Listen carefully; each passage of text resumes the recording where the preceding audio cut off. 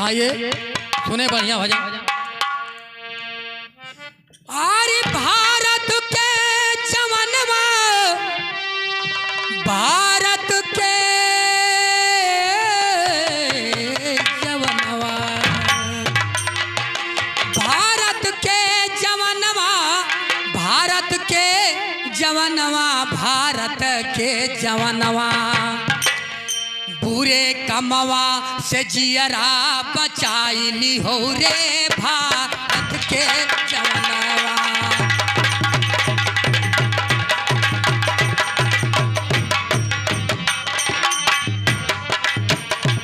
बुरे कमवा से जियरा बचाइली हो रे भारत के जवनवा।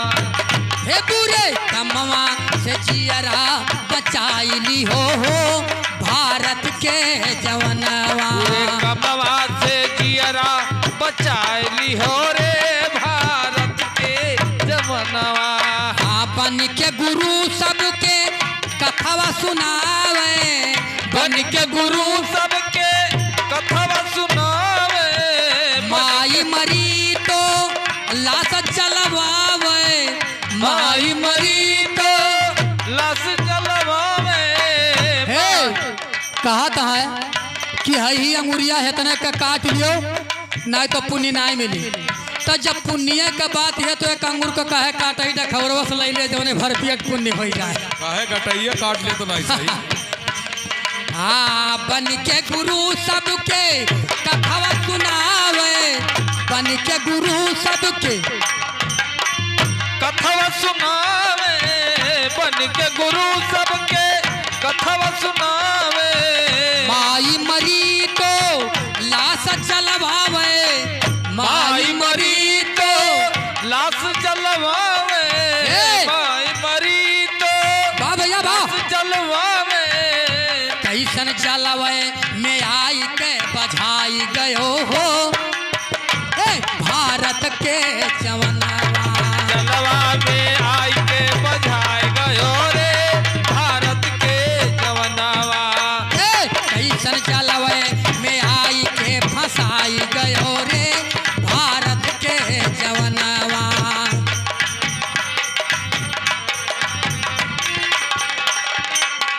हाँ भारत के जवनवा, भारत के जवनवा, बुरे कमवा से जियरा बचाइली हो भारत के जवनवा। जियरा बचाई हो रे भारत के जवनवा। हाँ श्रीमद् भागवत के, श्रीमद् भागवत के कथवा सुनावे, श्रीमद् भागवत के कथवा सुनावे। मदिरा मास कहूँ भोगव लगावे, मदिरा मास के भोगव लगावे। थोड़ा सा सुन लिया करो। मान लीजिए ब्राह्मण कहते हैं किसको, जिसके पास अध्यात्म ब्रह्म ज्ञान हो वही ब्राह्मण है, अर्थात नामधारी ब्राह्मण को ब्राह्मण नहीं कहा जाता। क्यों? मांसाहारी होने के नाते से। ये नहीं मैं कहता हूं कि सब ब्राह्मण ऐसे ही है, नहीं। ये कि अगर मछली जैसे ये मान लीजिए ये घड़ा या कराहा दूध है, उसमें कहीं थोड़ा सा विष्ठा पड़ जावे तो खराब हो जावे। इसी प्रकार हमारे ब्राह्मण के धर्मों में कुछ अधर्म काम करने वाले हैं जिनका नाम ब्राह्मण में नहीं मानता। कहते हैं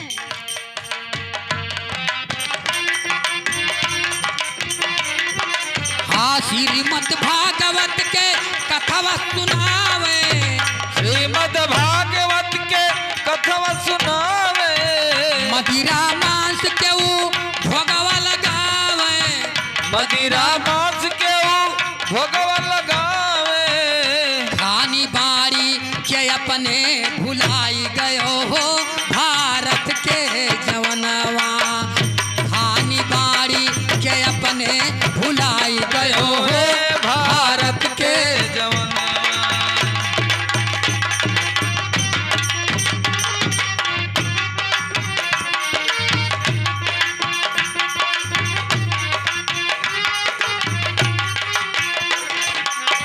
मीन मास के तू छोड़ दो खनवा, मीन मास के बाबू छोड़ दी हो खनवा। मीन मास के छोड़ दी हो खनवा, सबसे बचाई लियो, अब से बचाई लियो वो अपन धर्मावा, अब से बचाई लियो अपन धर्मावा, अब से बचाई लियो अपन धर्मावा। गीठा कुकुरा के हरवा भुलाई जाबो रे भारत के जवनवा।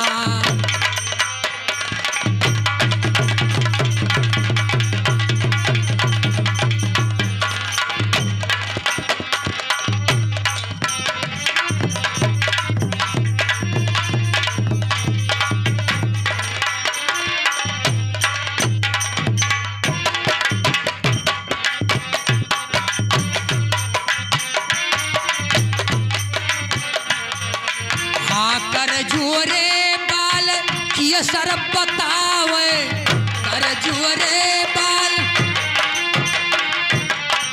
कर जुरे बाल ये सर बतावे।